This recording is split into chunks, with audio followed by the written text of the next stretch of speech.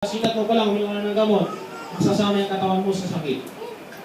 Kaya kung sanay ka sa pagsubok, alam mo yung resita dito mabag kung anong iinumin mo. Amen? Yes. Hindi ka na pagsubok, makapulhul ka na sa katabi.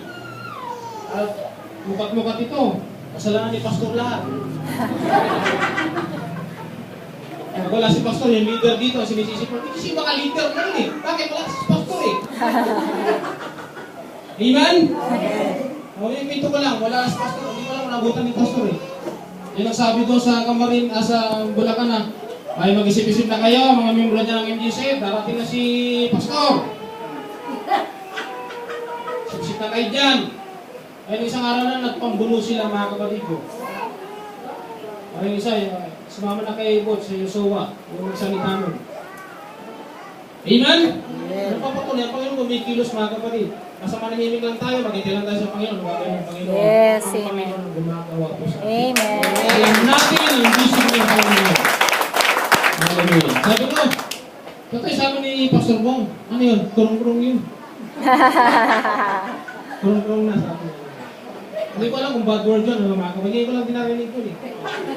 Sa luto siguro nakuha yung sa crack-crack. Laki lang sa mga ano mga kapatid. Lucky me. Tawa nga sa akin eh. Totoo sabi ko sa po, kurong-kurongan mo. Amen? Amen ng Panginoon. Kaya sabi ko, ang gawain ito talaga, pinagpala ng Panginoon. At yung sumasama rito, pagpapalain mo ng Panginoon. Hallelujah. Sabi lang ng pagsubok, tanggapin natin kasi blessing yun mga kapatid. Ako, nananalangan ako noon, sige lang, subukin mo lang ako. Oo, totoo yan mga kapatid. Pero minsan, Lord, hindi ko ata kaya. Meron kasi may pagsubok eh. Amen? Meron pa may pagsubok ka, matuwa ka. Pagsubok ka mga kapatid. Kasi ang ito pa man ang pagsubok ay walang train ang pananampalataya. Yes. Hindi ka satisfied. Ganito magabi. Pagka ganyan, malaki papanalangin eh. Kasi wala kang pagsubok. Wala kasi kapatiran na mayroong pangangailangan. Pero may pagsubok ka, mga kapatid ko. Alas 12 na, gising ka pa. Pagka linggo ng umaga, alas 4, gising ka na ulit. Kasi kailangan maaga dumating sa Diyos. Kasi bilang, kaya pala yung laging maaga dumating sa Diyos. Pagsubok siguro. Amen. Nandiyan ba kayo mga kapatid? Sa malakpak sa Diyos mga kapatid. Mabuhay ng Panginoon. Hallelujah. Alam nyo, hindi man ito bukang bibig, nasa puso ko mga kapatid. Hallelujah.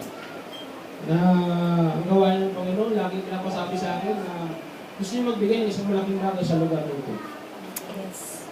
Amen. Kaya na lang, ayusin natin mga kapatid kung may mga kabigatan tayo. Lalahanin natin yung ginawa ng Panginoon sa mission po sa atin para masulpan lahat ng bagay. Wala maging tapat, lagi mapagpakumbabak mga kapatid.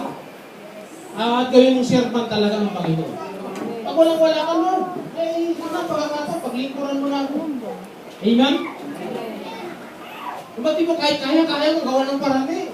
Pag hindi ka sa gagawin ng Panginoon, kasi mo, ano kaya darating yung tulong ng Panginoon? Darating yun.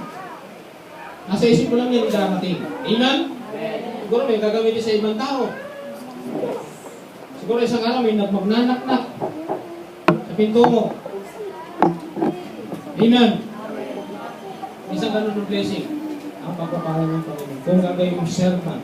Pero ang lahat ng pangangailangan mo, kahit maliliit lang mga kapatid ko, kaya ko yan. Kaya kung gano'n paraan yan, simple lang yan.